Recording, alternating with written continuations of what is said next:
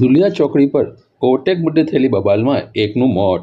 મૃતક બારડોલીમાં જ્વેલર્સની દુકાન ચલાવતો હતો.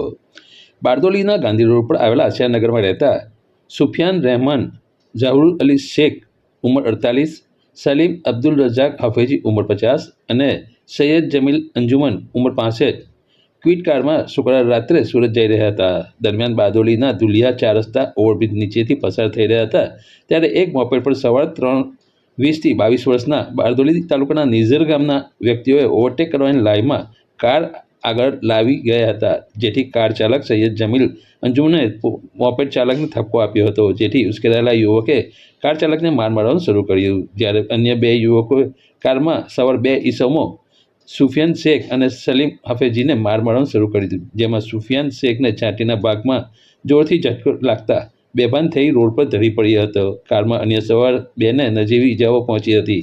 3ને સારવાર માટે સરદાર સ્મારક હોસ્પિટલ લઈ જવાયા હતા, જ્યાં ફરજ પરના તબીબે સુફિયાન શેખને મૃત જાહેર કર્યો હતો. બારડોલીના મુસ્લિમ સમાજમાં વાયુવેગે સમાચાર પ્રસરતા લોકતોડા હોસ્પિટલ ખાતે પહોંચ્યા હતા. બારડોલી પોલીસે બાઇક સવારોની અટકાયતમાં લઈ પૂછપરછ કરી હોવાનું જાણવા મળી રહ્યું છે.